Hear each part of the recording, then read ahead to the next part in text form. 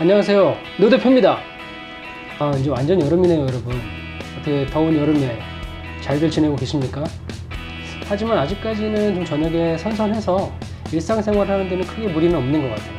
유럽은 지금 폭염으로 굉장히 고생하더라고요. 42도, 43도 이렇게 넘어가더라고요. 하여튼 많은 피해가 없기를 바랍니다.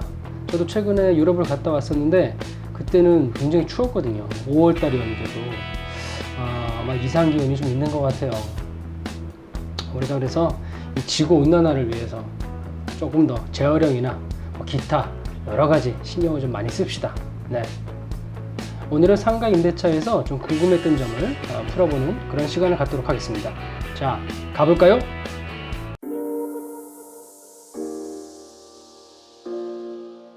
우선 그 전차인이라는 것이 있습니다.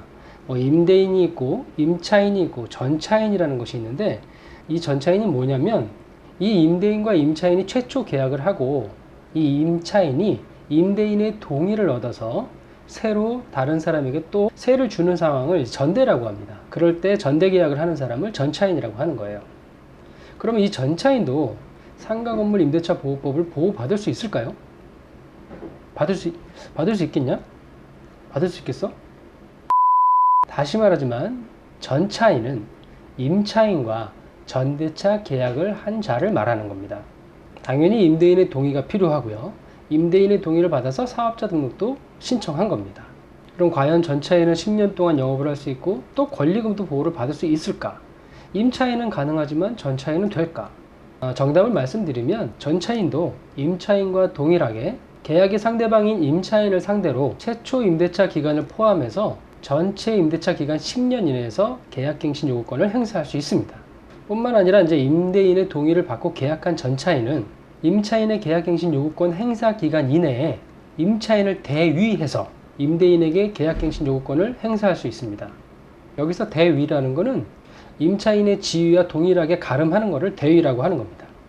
하지만 아쉽게도 현 상가건물 임대차 보호법 제10조의 4 권리금 회수 기회 보호 등 여기서는 전대인과 전차인의 전대차 계약에는 적용이 되지 않습니다.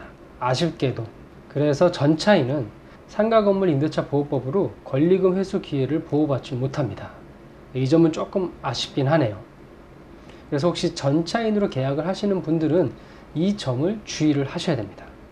여기서 또 하나 중요한 팁을 말씀드리면, 전대차 계약을 하시려고 하시는 임차인 분들은 현재는 임대인의 동의가 없이는 전대차 계약을 할 수가 없습니다. 만일 임대인의 동의 없이 전대차 계약을 했다가는 잘못하면 계약이 해지될 수 있는 상황이 발생될 수도 있기 때문에 주의를 하셔야 되고요. 반드시 임대인의 동의가 꼭 필요합니다. 참고하시고요. 다음 질문은 어린이집은 상가건물 임대차 보호법으로 보호를 받을 수 있을까요?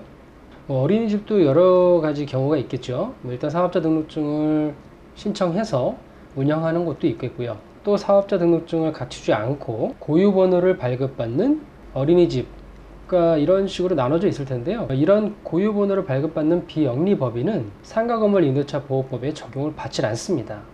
그래서 어린이집이라고 전부 안 되는 건 아니고요. 사업자 등록증을 갖추고 있느냐 아니면 고유번호를 갖고 있느냐에 따라서 상가건물 임대차 보호법의 적용이 달라질 수가 있습니다. 자, 다음 질문은 법인 소유의 상가를 임차하려고 하는 겁니다. 개인 소유가 아니고 법인이 소유하고 있는 그런 건물도 꽤 많습니다. 그런데 법인의 대표자가 아닌 법인의 소속 직원, 담당하시는 사람이겠죠. 그 사람하고 계약을 체결할 때 확인해야 될 서류는 어떤 것이 있을까요? 사실 실무에서는 이런 경우가 굉장히 많습니다. 우선 법인의 대표자가 직접 계약할 때는 법인 등기부 등본, 법인 인감증명서, 그리고 법인 도장, 그리고 법인 대표자의 준비등록증으로 대표자의 신분을 진위 확인합니다.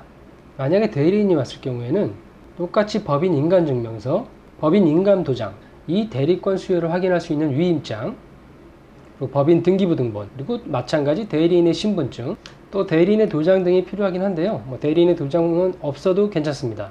그리고 이 법인 인감이 나가기가 좀 어려운 경우가 있을 때도 있으니까 그럴 경우에는 법인 인감 증명서와 함께 사용 인감계 그리고 사용 인감을 날인하면 되겠습니다.